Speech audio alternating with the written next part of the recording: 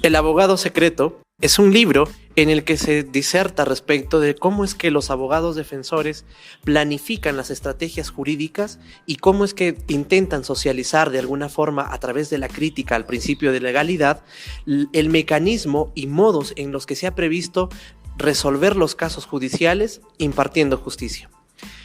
El abogado secreto no solamente retrata cómo es que los abogados practicamos el derecho,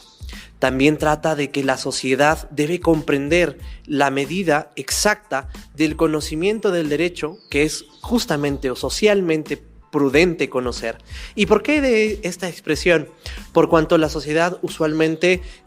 recrimina a los abogados por la práctica forense que estos desempeñan, recrimina la práctica forense de los jueces, de los fiscales. No conoce necesariamente cómo es que se realiza diariamente la práctica jurídica ni judicial. Entender la práctica entonces involucrará también incidir en el conocimiento de el principio de legalidad y empezar a realizar una crítica de cómo ésta a la actualidad ha decaído no solo en el entendimiento y práctica, sino que por sobre todo ha decaído en su exigibilidad, que son dos sentidos muy distintos. El primero porque no solamente existirá la mera posibilidad de gestionar un caso en el que uno pretenda presentar, por ejemplo, una demanda muy clara, pero que para los ojos de un abogado no sirve para gestionar el interés de la parte, sino que para poder disertar adecuadamente, el juez seguramente dirá, el abogado no estuvo lo suficientemente preparado para este caso.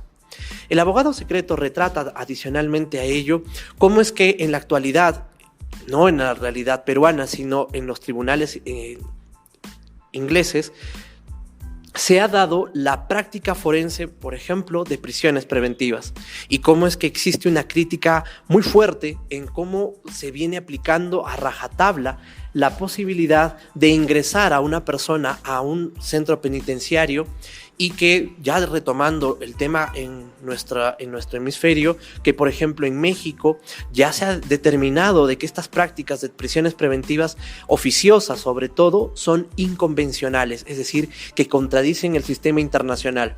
Algo que a la luz o a los ojos de nuestro sistema normativo peruano podría involucrar lo que ocurrió en el caso Fujimori, que es básicamente un desacato al sistema interamericano y que en algún momento la sociedad puede estar proclive o en su defecto expuesta a una mala aplicación del principio de legalidad, ya no solamente sumando la variable de desconocer el sistema jurídico y también de desconocer el principio de legalidad, sino y por sobre todo la efervescente práctica que existe en los fueros o los tribunales de desacatar los cuidados que internacional o nacionalmente existen. Cuando nosotros hablamos de las prisiones preventivas en el ámbito ya local, existe un alto índice o incidencia de la práctica. Algo que siempre queda relatado, por ejemplo, en la sentencia de Toyama Tanaka, una de las estadísticas que el Tribunal Constitucional tiene es que en nuestro país existe un alto número de personas que no han sido incorporadas o ingresadas a un centro penitenciario, pero que no tienen una condena consentida. Esto despierta un grave problema por cuanto la crítica al principio de legalidad involucraría que las personas no solamente hagamos de la opinión un mecanismo que pretenda avasallar el sistema, sino que de alguna forma empecemos a entender de que el sistema está estructurado incluso en alguna forma en la medida en que pretende justificar la injusticia. Esa antítesis que actualmente se da en la práctica o en la realidad social es un problema grave que incide en nuestra sociedad. El abogado secreto trata de explicar ello desde la práctica forense de los abogados. Si a mí me permitirían contar una anécdota, me encantaría relatarles el momento en el que en alguna oportunidad yo como abogado fui a un tribunal, fui a una fiscalía en la que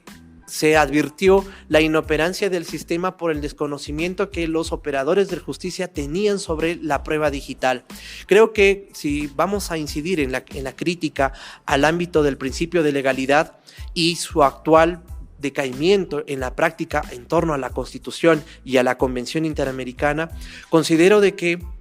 es importante recalcar que los operadores, los y las operadores de justicia, estamos a la expectativa de que la formación en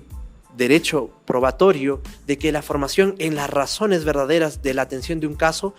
tiendan a justificar una adecuada justicia social. La lectura que debemos darle entonces a este libro para entender la actual crisis moral que vive la sociedad, no solamente en los tribunales ingleses y galeses, sino que para trasladarlo a nuestro país nos abra los ojos y sobre todo las mentes para poder determinar de que la práctica forense no constituye necesariamente la premisa de la crisis jurídica actual. La crisis jurídica actual persiste o pervive por la ausencia de conocimiento en la lectura moral que nosotros como sociedad le damos al principio de legalidad. De ahí que entonces uno de los mensajes más importantes de este libro es que para poder rescatar la práctica forense de los abogados debemos estar o dotarle de contenido al principio de legalidad, ya no solo como aquel que instaura las instituciones del Estado de Derecho, sino que verdaderamente instaure y recoja los verdaderos principios y razones que vienen desde el derecho convencional, el derecho constitucional y una práctica forense sobre todo bien formada. Hasta ahí espero que en el siguiente capítulo podamos recopilar alguna crítica o análisis de otros libros.